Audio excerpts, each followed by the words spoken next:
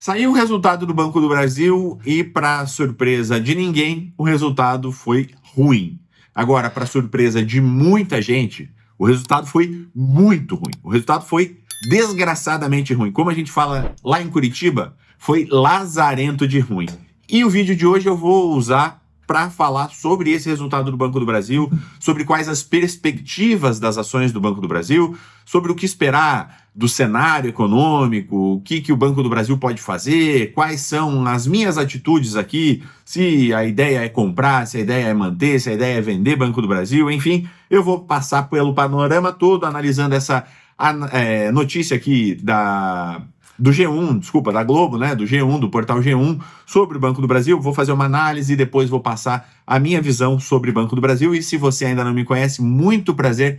Meu nome é Rodrigo Pilati e aqui eu te ajudo a investir de um jeito simples e seguro para receber renda passiva. Sem mais delongas, bora lá falar sobre o Banco do Brasil, que teve um lucro de 3,8 bilhões no segundo trimestre, e isso significa uma queda de 60% em um ano. Por quê? Porque o resultado, obviamente, veio abaixo do esperado, e o esperado era cerca de 5 bilhões para esse período. Então, o mercado esperava, projetava 5 bilhões e o resultado veio 3,8 bilhões. Quando eu falo quando a matéria, né, cita aí um resultado de 5 bilhões, essa matéria está citando uma média, porque tinha projeções dizendo 5,7, tinha projeções dizendo 4,8. Então, fazendo uma média aí, uma média ponderada, perto de 5 bilhões para o período. E aqui a matéria continua, e aí vai explicar algumas questões com relação ao Banco do Brasil, que falam o motivo dessas análises terem sido furadas, dessas projeções não terem se concretizado. Então, o Banco do Brasil registrou um lucro de 3,8 bilhões no segundo trimestre, um tombo de 60% em relação ao mesmo período do ano passado, segundo dados divulgados pela instituição. As projeções apontavam um lucro de 5 bilhões para o período. O Banco do Brasil atualizou as estimativas que tinha suspendido anteriormente, entre elas a de lucro líquido ajustado. Olha só isso aqui. Agora, o lucro líquido ajustado foi calculado entre 21 e 25 bilhões. Antes, era previsto entre 37 e 41 bilhões. Perceba aqui, no pior dos cenários, 21 bilhões. É a metade do melhor dos cenários, 41 bilhões, daquele cenário que era previsto, né? Então, o pior cenário previsto é metade do melhor cenário previsto. O que significa, cara, um baita de um rombo, um baita de um tombo, uma baita de uma queda. Então, o Banco do Brasil não previa que fosse acontecer um problema tão grave assim, com inadimplência, vou falar sobre isso daqui a pouquinho, mas o Banco do Brasil não previa que fosse acontecer um problema tão grave assim com a inadimplência, por isso que o resultado previsto não era para ser tão baixo, era algo entre 37 e 41, mas, revendo aqui, vai ficar entre 21 e 25 bilhões. Agora, uma coisa que afeta investidor que foca em dividendos, investidor que se pauta em dividendos para investir, é essa parte da notícia aqui. O payout foi reduzido em 30%. O que é o payout? É o pagamento de dividendos para os acionistas. Então, o lucro é menor, né? O lucro previsto era 5 bilhões, caiu para 3,8. Isso já, na prática, faria com que as pessoas recebessem menos dividendos. Agora, o Banco do Brasil, além disso, reduz o payout para 30%. Antes era entre 40% e 45% e agora reduziu para 30%. Então, vai pagar um percentual menor sobre um lucro que já é menor. A atratividade para pagamento de dividendos foi reduzida a pó aqui para quem investe pensando nisso, investe no Banco do Brasil pensando nesse tipo de lucro, nesse tipo de ganho, pensando em renda passiva. Então, os investidores aguardavam com ansiedade pela divulgação dos números do segundo trimestre, apresentado em meados de maio, se eles temiam, ser pior do que estavam analisando, do que estava sendo dito, do que escreviam os analistas, não só do BTG, como a reportagem traz aqui, mas analistas de mercado em geral. Agora, o que não surpreende é os analistas terem errado. Eu até vou colocar aqui ao vivo, tá? Ao vivo e direto aqui, ó, percentual de analistas que erram previsão. Eu adoro o Google, cara, do mercado financeiro. eu coloco a ideia principal aqui e ele me traz o resultado. Olha aqui, ó, o mercado. 95% do mercado erra as previsões sobre economia e sobre Bolsa de Valores desde 2001. Opa, desde 95 não. 95% erra desde 2001. Então não me surpreende o mercado ser pego de calças curtas.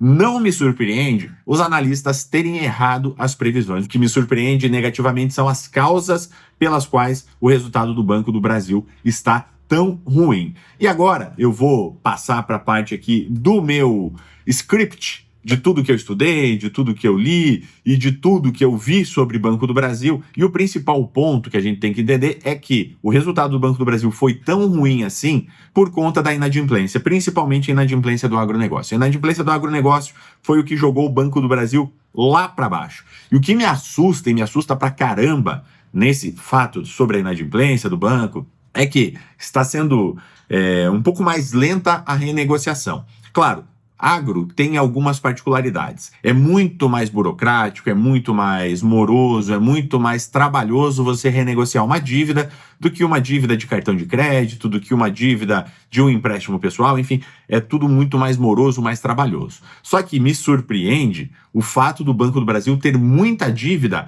e uma dívida crescente acima de 90 dias. Então, pessoas com mais de 90 dias de atraso. Dá mais de 6% de pessoas, de clientes do Banco do Brasil com mais de 90 dias de atraso. Como eu falei, agronegócio é uma parada amorosa, é um negócio complicado, é um processo todo. Poxa, às vezes o cara teve uma perda por condição climática, aí ele vai acionar o seguro, que é o Proagro, aí esse Proagro, porra, é burocrático pra caramba, um monte de documento, laudo e não sei o que, e essa dívida fica ali pendente de análise, então demora um pouco mais para ser renegociada, ou para ser quitada, às vezes demora anos. Proagro é um troço que é foda, demora às vezes anos para que seja possível uma renegociação de dívida. Então, o que acontece? Aqui, quando a gente pega o Banco do Brasil, a gente vê que está cada vez mais crescente essa dívida acima de 90 dias. Então, mais de 6% aí dos clientes estão com dívida superior a 90 dias. Isso é um fator muito ruim, isso é um problema muito grande. Além disso, a inadimplência, quando a gente pega aqui em termos percentual de crédito, né?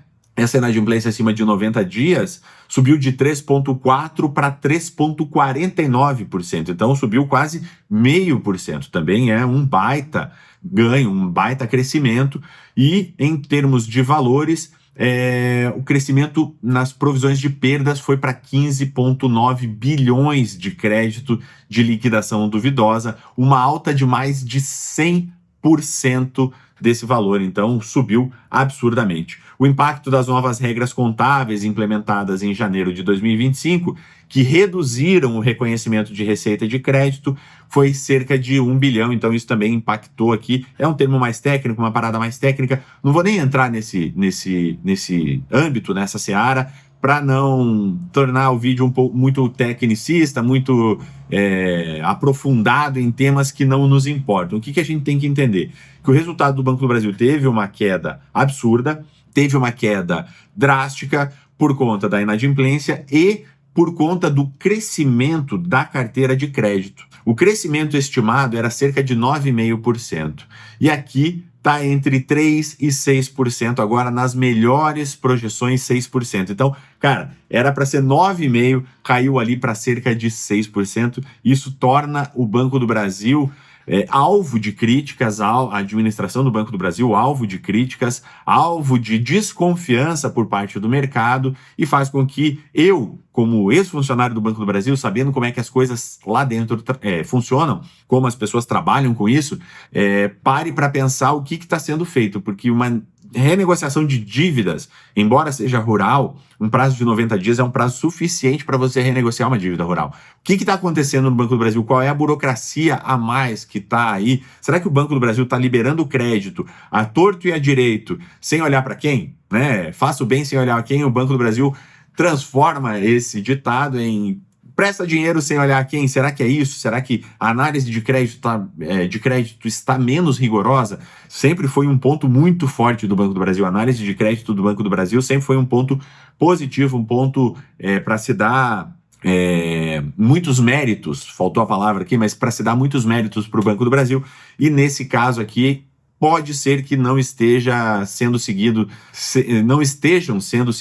critérios muito bons, critérios muito claros, e por isso que teve o problema. E a análise do impacto para aqueles investidores, como eu falei anteriormente, que dependem de dividendos, que querem dividendos, que buscam dividendos, o impacto é brutal. O Banco do Brasil teve uma redução do lucro e reduziu o pagamento de dividendos. Então, o payout sendo menor, de um lucro menor, essas pessoas vão ser muito impactadas. O setor do agronegócio está pressionado pra caramba aí com a questão do Trump também, o tarifaço, etc., a inadimplência. Então é um setor que é resiliente no Brasil, é um setor muito forte no Brasil, mas que está passando por dificuldades, e a gente precisa entender como o Banco do Brasil, que é o maior fomentador do agronegócio no Brasil, como é que ele vai reagir a isso, como é que ele vai fomentar esse setor tão produtivo da economia, como é que o banco vai resolver essa situação. Isso tudo cena para os próximos capítulos, beleza? E para o banco a estratégia agora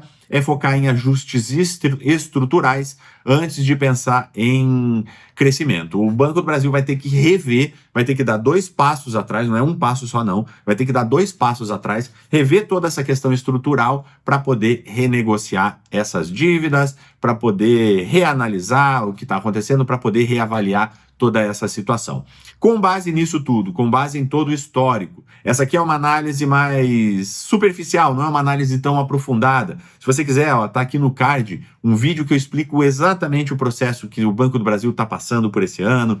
Eu falo mais de forma mais pormenorizada, de forma mais esmiuçada sobre o Banco do Brasil nesse vídeo. Então, termina esse vídeo aqui, né? Corre para aquele lá para complementar essa informação toda, mas o detalhe aqui, o que eu enxergo do Banco do Brasil e o que eu já enxergava antes do Banco do Brasil. Eu enxergava no Banco do Brasil uma grande oportunidade de investimento para quem pensa em médio e longo prazo. Quando eu falo médio prazo aí é 3 anos, quando eu falo longo prazo é segurar por 5, 7, 10 anos essa ação.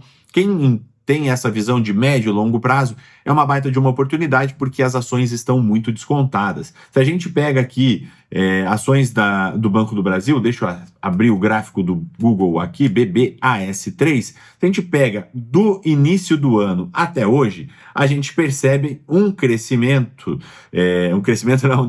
decréscimo de cerca de 17%.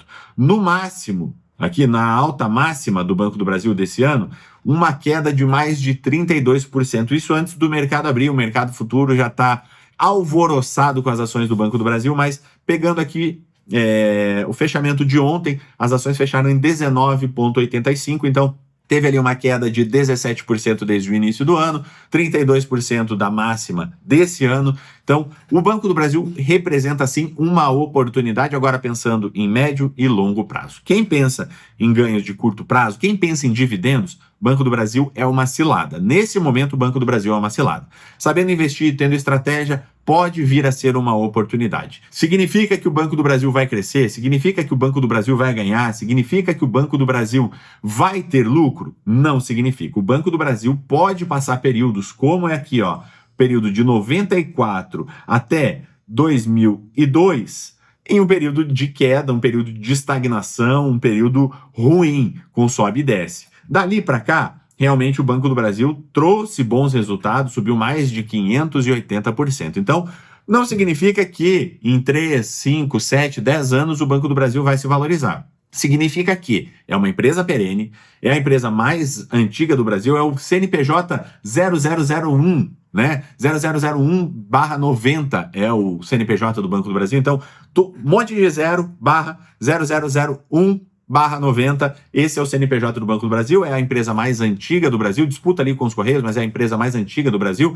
passou por império, passou por república, passou por ditadura militar, a galera enfiando a mão no jarro, passou por governo do Sarney, governo do Itamar, governo do Collor, Fernando Henrique, governo do Lula, Dilma 1, Dilma 2, Temer 1, Bolsonaro, Lula 3, todo mundo metendo a mão no jarro e o Banco do Brasil permanece, persiste. O Banco do Brasil é uma empresa resiliente, uma empresa forte, vai continuar, vai persistir, nunca vai deixar de existir. Agora, se vai trazer resultado ou não, aí, quando vai trazer resultado, aí é outra história, é outra análise, é cena para os próximos capítulos. Mas, sim, quem pensa em investir em Banco do Brasil para segurar por longo prazo é uma empresa forte, é uma empresa que vai se recuperar em algum momento. Então, fica aqui a minha análise sobre Banco do Brasil, fica aqui o que eu faço, né? O que eu faço é analisar o banco e entender que é uma empresa resiliente e se as ações estiverem num patamar bom, analisando fundamentos, olha só, analisar fundamentos dá resultado,